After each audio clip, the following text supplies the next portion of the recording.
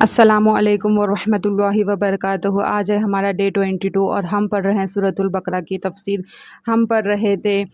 نماز کے بارے میں، مطلب نماز کو ہم لوگ جان رہے تھے۔ اب دیکھتے ہیں آگے، تو قائم کرنا ہے ہمیں نماز کو سب نے۔ تو اب سے پھر انشاءاللہ تعالی ہماری یہ کوششیں ہوگی ہم نماز کو فرسٹ پرائورٹی اہمیت بنائیں۔ حضرت عمر نے فرمایا کہ نماز ہر چیز سے زیادہ، دنیا کی ہر چیز سے، تمام کاموں سے زیادہ اہم نماز ہے، یعنی سارے کام بعد میں، نماز پہلے۔ تو اللہ تعالی ہمیں نمازی بنا دیں، نمازیں قائم کرنے والا بنا دے۔ اللہ تعالی ہمیں غیب کے اوپر ایمان رکھنے والا بنائے۔ اللہ تعالی ہمیں متقین میں شامل فرمائے۔ اللہ تعالی ہمیں باتیں نہیں بھی سمجھ آتی، اللہ تعالی ان کو بھی ہمارے لیے، ان کے اوپر بھی ہمارا ایمان مضبوط رہے، اور اس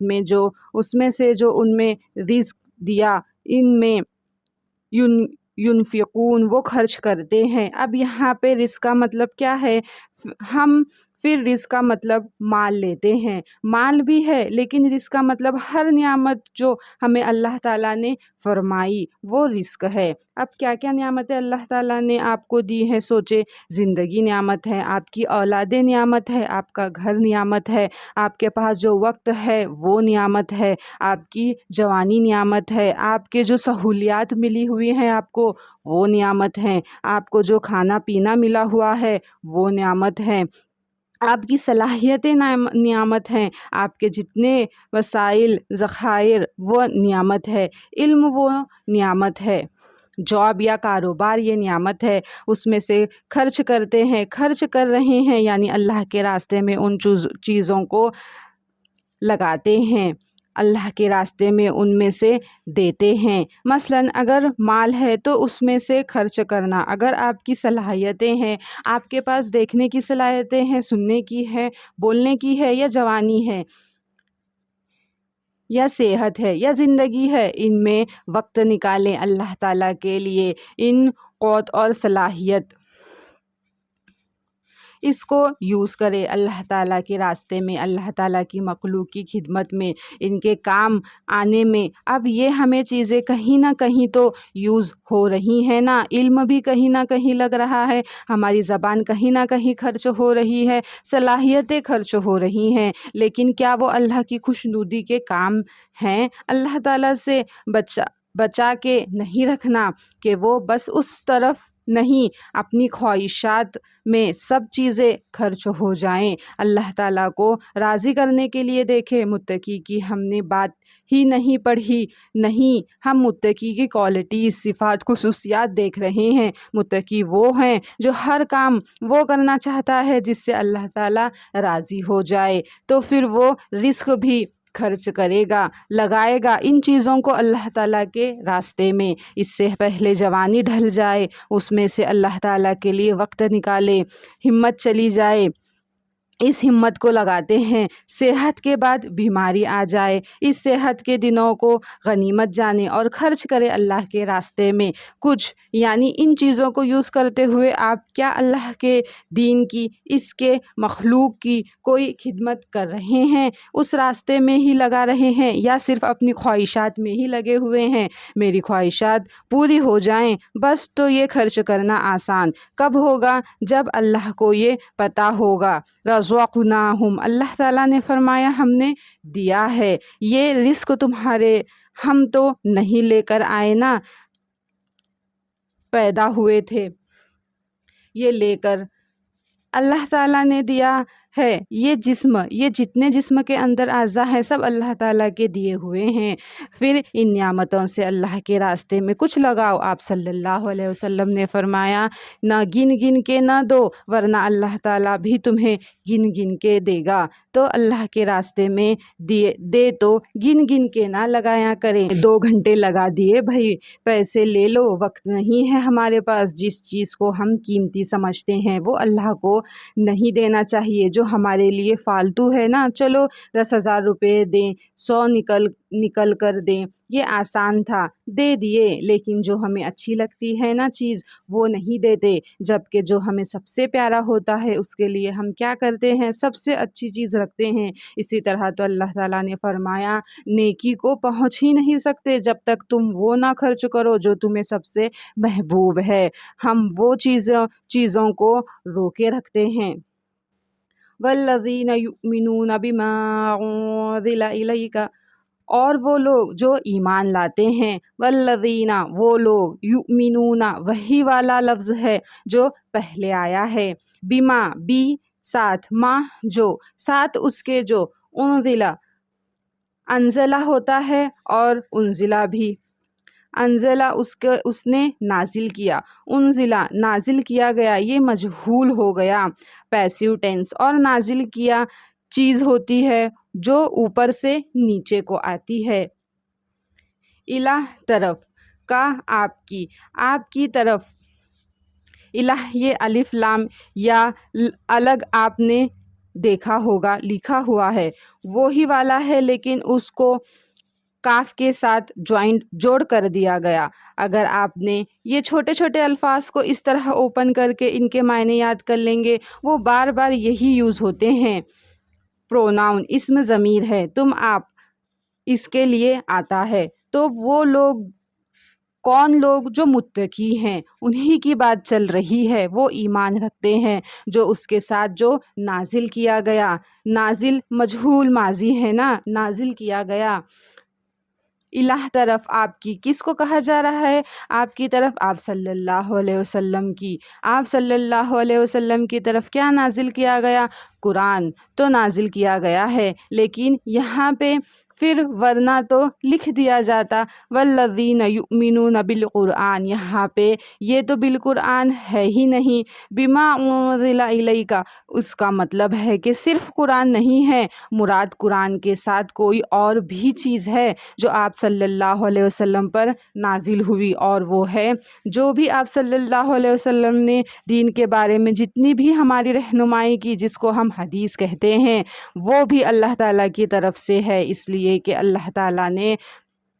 سورۃ النجم میں فرمایا آپ صلی اللہ علیہ وسلم اپنی خواہش سے نہیں بولتے، آپ تو وحی کے مطابق ہی بات کرتے، تو آپ صلی اللہ علیہ وسلم ہر وہ کام اور بات جس کا بھی تعلق دین سے تھا، ان میں سے کوئی بات آپ نے اپنی طرف سے نہیں بیان فرمائی، بلکہ وہ بھی اللہ تعالیٰ کی طرف سے تھی۔ ان سب کے اوپر ایمان رکھتے ہیں، یعنی اس کے اوپر ایمان رکھنا ضروری ہے۔ اب ہمیں پتہ چلا کہ وحی، اس کا مطلب دو قسم کی ہوتی ہیں، وحی مطلوع کون سی، جس کی تلاوت کی جائے وہ وحی، اور وہ کیا ہے، قرآن۔ غیر مطلوع یعنی جس کی تلاوت نہیں کی جاتی وہ ہے، جس کی تلاوت نہیں کی جاتی وہ ہے حدیث، مگر ہے دونوں وحی، اور دونوں ہی کے اوپر ایمان رکھنا ضروری ہے۔ آپ صلی اللہ علیہ وسلم نے فرمایا مجھ پہ قرآن اور اس جیسی ایک اور چیز عطا کی گئی، اور وہ کیا ہے، وہ ایک اور چیز حدیث یا سنت، ایک ہی بات ہے، حدیث یا سنت ایک ہی بات ہے، دونوں میں کوئی فرق نہیں ہے۔ ایسا تو اس لیے صرف قرآن پر ایمان رکھنا ضروری نہیں ہے، بلکہ قرآن کی ہی حفاظت اللہ تعالیٰ نے اس طرح سے کی ہے کہ اس کے معنی کی حفاظت حدیث سے ہوتی ہے۔ اب جیسے میں نے آپ کو صلاح کا معنی بتایا، اب کسی نے کیا کیا کہ حدیث نہیں دیکھی نہ، اور انہوں نے کہا کہ ہم تو حدیث کو مانتے ہی نہیں، لہٰذا ہم تو اپنا خود ہی معنی بنائیں گے اور دعا بنا کے معنی، اور بس دعا کرتے رہتے ہیں اور نماز وغیرہ نہیں پڑھتے، تو ضروری ہے حدیث کو مانا جائے، کیونکہ حدیث ہی قرآن کی وضاحت ایکسپلینیشن دیتی ہے، اور وہی سے ہم نے دیکھا ہے کہ قرآن کا معنی کیا ہے۔ کئی باتیں نہیں آپ کو سمجھ آئیں گی، اس طرح سے ان کو پریکٹیکلی عمل کرنا ہے، وہاں حدیث ہی آپ کی رہنمائی کرے گی۔ اور آپ صلی اللہ علیہ وسلم نے کیسے سمجھایا قرآن کریم کو؟ یہ آپ کے فرائض منصبی میں سے تھا، ایک فرائض منصبی میں سے تھا، یعنی ایک فریضہ یہ بھی تھا کہ قرآن کریم کو کھول کھول کے بیان کریں۔ اور یہ انشاءاللہ سورۃ البقرہ اور آگے آل عمران میں بھی پڑھیں گے کہ اللہ تعالیٰ نے اپنے رسول کو بھیجا تاکہ وہ لوگوں تک اللہ کی کتاب کو کھول کھول کے بیان کریں، اور اسی وجہ سے اللہ تعالیٰ نے قرآن کریم کی تو حفاظت فرمائی، حدیث کی بھی فرمائی۔ یہ جو لوگ کہتے ہیں ہم حدیث کو نہیں مانتے، بعد میں لکھی گئی، ایسے ہوا، یہ اتنا جھوٹ ہے کہ یہ لوگ ہیں جن کو حدیث کا پتہ ہی نہیں کہ حدیث کیسے پرویز ہوئی۔ آج غیر مسلم بھی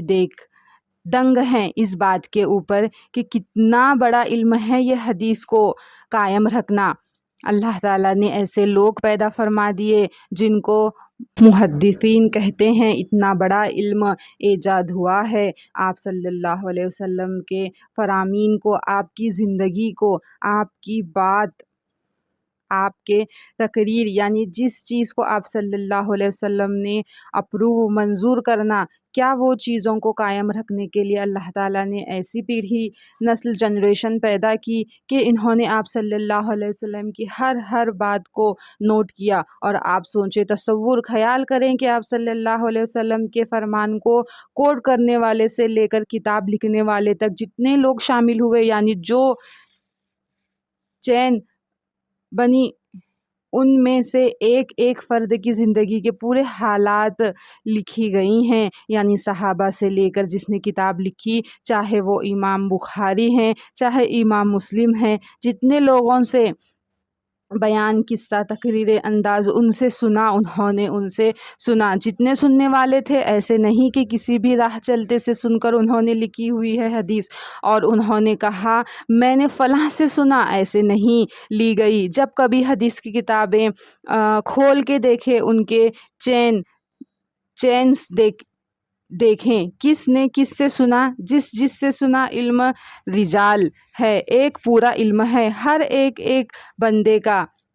حافظہ کیسا تھا، اس کا ایمان کیسا تھا، اس کی زندگی کیسی تھی، پوری ان کی زندگیوں کو محفوظ کیا گیا، حتیٰ کہ انہوں نے اگر پوری اپنی زندگی میں ایک جھوٹ بھی بولنا اس سے ہو کسی بھی معاملے میں، دین کی نہیں، کسی بھی معاملے میں ایک جھوٹ بولنا بھی ثابت ہوا، اس کو انہوں نے ناقابل یقین، یعنی اس سے غیر معتبر قرار دیا کہ اس کا اعتبار نہیں ہے۔ اس طرح سبحان اللہ، اس طرح سے حدیث کو پریزرو کیا گیا کہ اس سے پھر حدیث نہیں لی جا سکتی۔ زندگی میں ایک جھوٹ اس نے بول دیا، ایسے ہی یہ تو نہیں جا کے حدیثیں لیتے تھے، جو بھی کہہ دیے یہ حدیث ہے، اس کی حدیث لے کر بیٹھ جائیں، اس طرح آپ نے اس کو مذاق سمجھا ہوا ہے۔ یہ اتنا بڑا علم ایجاد ہوا ہے، پوری دنیا میں ایسے کہیں نہیں ہے، کسی کی زندگی کے اوپر ایسے اس طرح کا اہتمام ہونا، اس طرح کی ایک چیز کو باریک تک جا کے دیکھ کے پھر اس کو اس طرح سے محفوظ کیا گیا، یہ صرف مسلمانوں نے کیا ہے۔ اپنے نبی کی زندگی کو ایسے، کسی کی زندگی ایسے نہیں ہے، پوری انسانیت کے دور میں دیکھ لیں، اور بھی نبی بھی تو گزرے ہیں، کسی کی زندگی ایسے محفوظ نہیں۔ تو قرآن کریم کی بھی حفاظت اللہ تعالیٰ نے فرمائی اور آپ صلی اللہ علیہ وسلم کے فرامین کی بھی، ورنہ تو اسی کی وجہ سے آج لوگ حدیث سے کیوں بدکتے ہیں،